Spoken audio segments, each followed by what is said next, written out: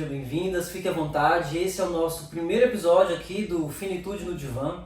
É um espaço reservado para a gente falar sobre questões existenciais. Então aqui nós não vamos falar sobre performance, sobre produtividade, mas de fato vamos falar sobre coisas que nos encontram e encontram você aí. Hoje nós vamos falar sobre vida adulta tardia, mas antes eu tenho 3 recados. O primeiro é o espaço que nós estamos usando aqui. A Clínica Logos Terapia, uma clínica de psicologia, ela nos cedeu esse espaço belo para que a gente realizasse então essa entrevista.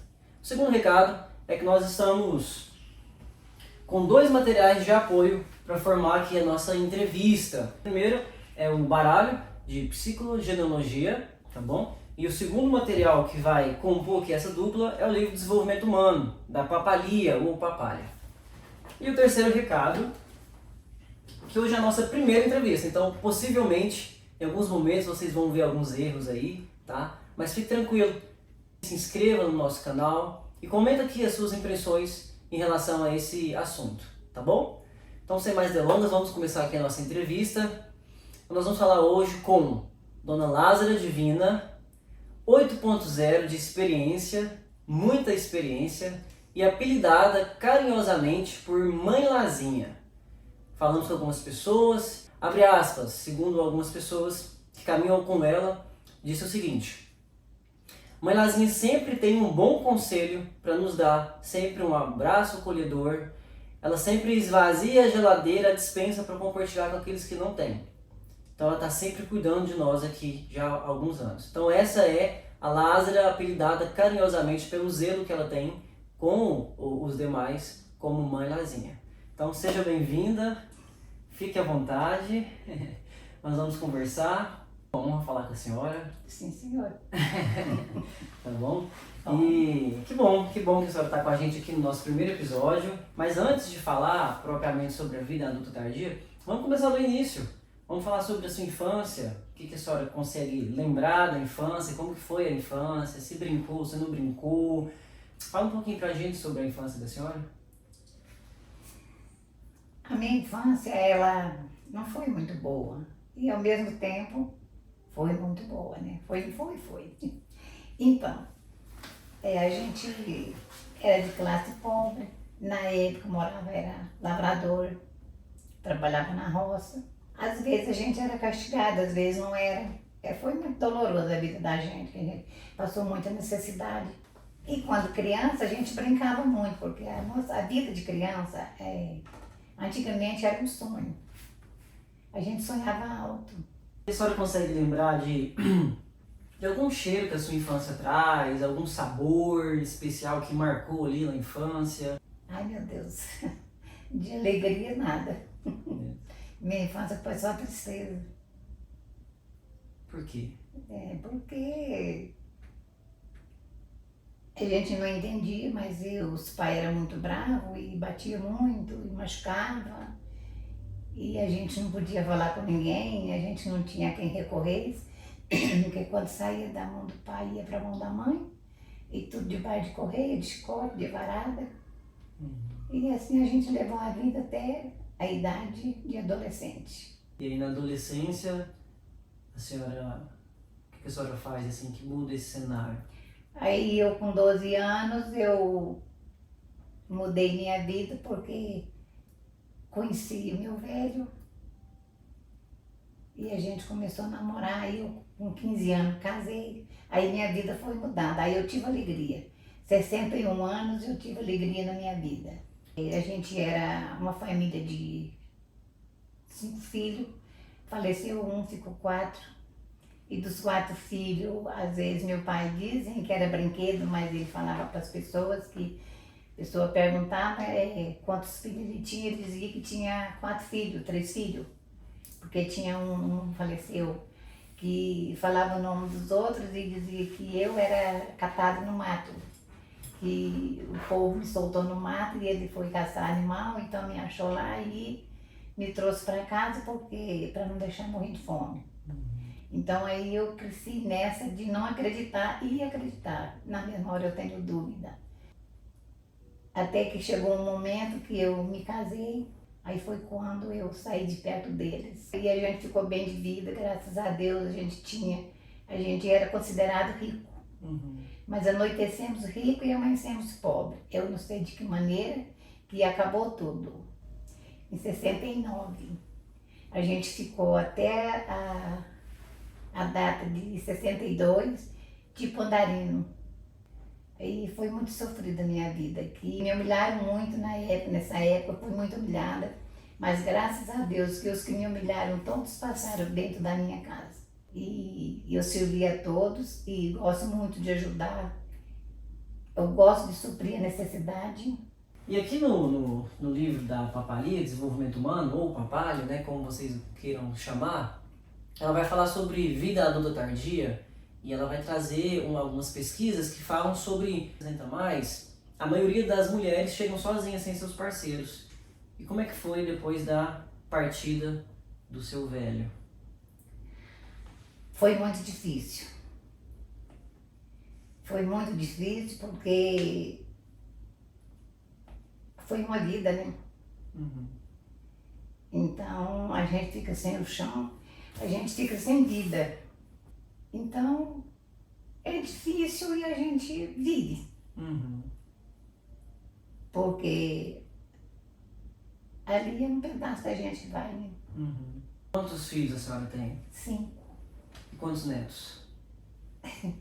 Eu acho que é 12 netos e 11 bisnetos. 11 bisnetos, 12 netos e 5 filhos. 5 filhos, de 5 filhos. Aquela Lázara, que não era considerada filha, conseguiu produzir uma família grande e ser suporte. E ser suporte.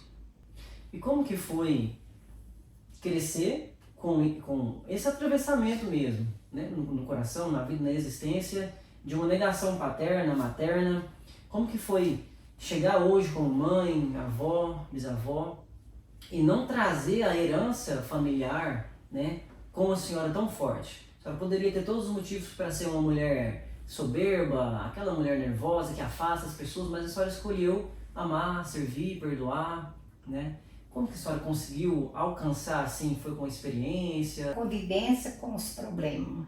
Eu vejo a pessoa, eu converso com ele e parece que eu entro dentro dele. Então ali eu vou adquirindo experiência da vida dele. E eu sonhava muito alto. Mas o meu sonho, para mim mesmo não, mas agora graças a Deus eu estou bem realizado na minha família, né? A senhora sonhava com o quê? Eu sonhava em ser médico. Era médica e enfermeira. Não conhecia doutor. Eu fui muito doente. Mas eu conheci doutor com 17 anos. Bom, aqui no livro Desenvolvimento Humano, Erik Erikson, que é um teórico que faz parte desse conceito, né, desse estudo do desenvolvimento humano, ele é um teórico dessa área, ele diz o seguinte, que na vida adulta tardia, o indivíduo ele precisa de estar muito bem em relação com o seu ego, né, harmônico com o seu ego, para lidar bem com as questões de vida, olhar para o passado, sem crise, e se organizar para deixar essa vida, né? E pensando nisso, eu queria ouvir um pouquinho da senhora. Como que é para a senhora olhar para o passado, olhar para o futuro, se organizar para esse último estágio da vida que Erik Erikson vai falar, vai explicar sobre o último estágio, inaugura realmente essa questão de o indivíduo estar harmônico com o ego dele para que ele não enlouqueça, né? Como é que é para a senhora assim? A gente tem que organizar os sentidos para a gente não enlouquecer e não viver do passado. Procurar perdoar e não ofender ninguém, relevar, saber ouvir e saber falar na hora certa. Sabemos também que assim, que nós estamos aqui de passagem. E nossos dias estão passando. E na minha idade, por exemplo, já está no final da linha. A senhora está bem com isso? Estou bem com isso. Não adianta temer a morte. A hora que chegar é essa hora mesmo, que é o fim de nós todo mundo. Eu encaro assim. Eu acho que todos devem encarar a mesma coisa. Não pode temer a morte. Não pode. Se tiver alguém nos assistindo agora que quer deixar de existir, que quer parar de viver, né? Ou melhor, sair dessa existência precocemente.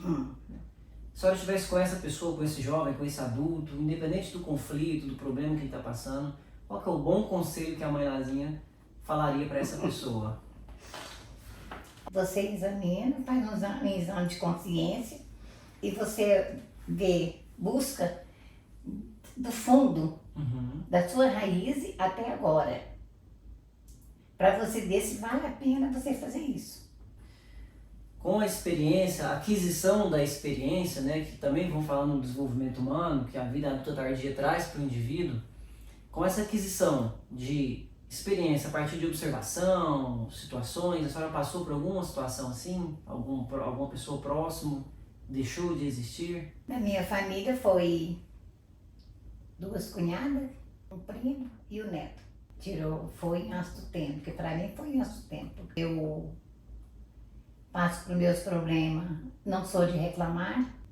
Tá sentindo as coisas, você tá boa, bem, graças a Deus. Nunca falo que tô mal, tô bem. Tava chorando, não, tô gripada. Nossa, eu arrumei uma gripe, mas eu choro, o nariz chora, o olho chora. É gripe. Eu vivo sempre gripada.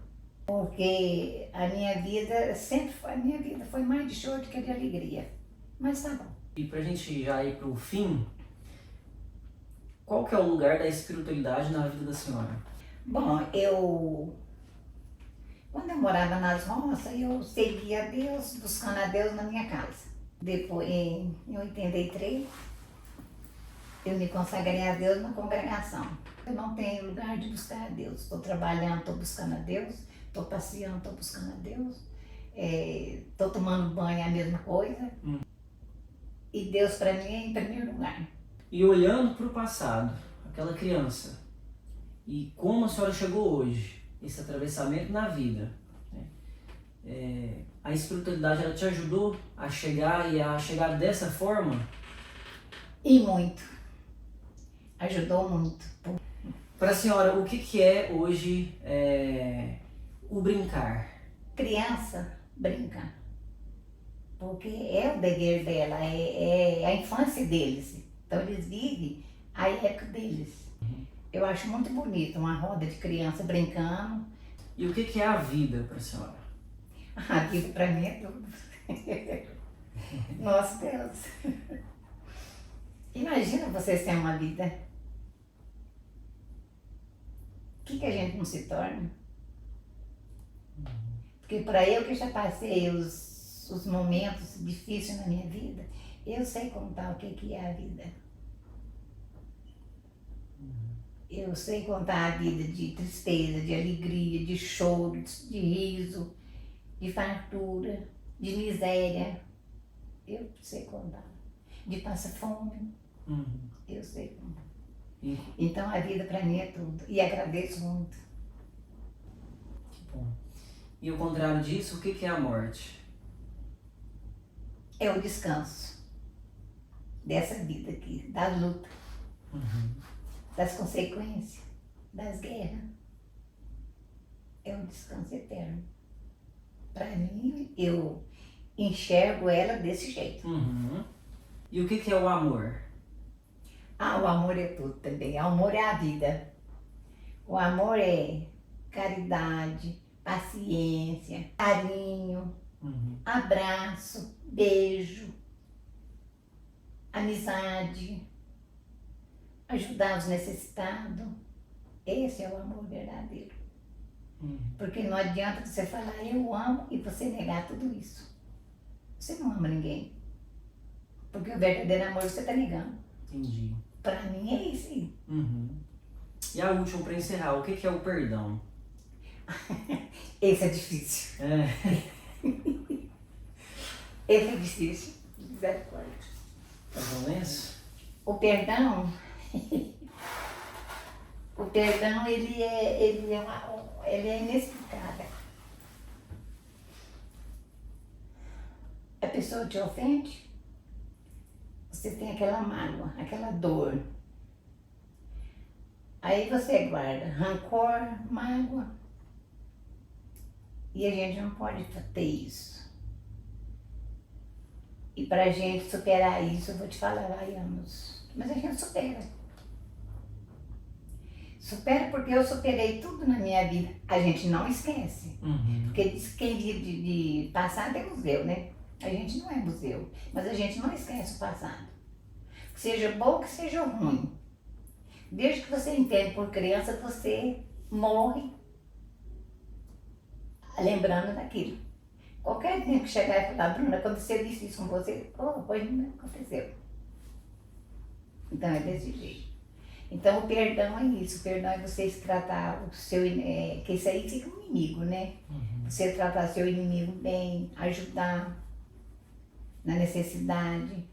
A hora que ele te procurar, você não pode negar o perdão, você não pode negar a fala, você não pode negar nada. Tem que tratar ele como se não abraçar. Tem que abraçar. Muito bem. Mas é difícil. É difícil. É experiência de vida de 80 anos, viu? Então é isso, dona Lázara. A gente vai ficando por aqui. Mais uma vez, obrigado. Sem ouvir de nada. Foi muito bom ter esse momento com a senhora. Será que saiu alguma coisa que presta? Oh, com certeza, com certeza. Eu morrendo de medo de não dar certo. Foi tudo rico. Eu que nem falar, eu não sei. Pessoal, então nós ficamos por aqui. Esse é o nosso primeiro episódio. E eu te convido a enviar esse vídeo para outras pessoas, a se inscrever aqui no nosso canal, a curtir. E por favor, comenta suas impressões em relação à conversa que nós tivemos aqui, tá bom? Então o Finitude no Divã fica por aqui. E a gente se vê. Até a próxima.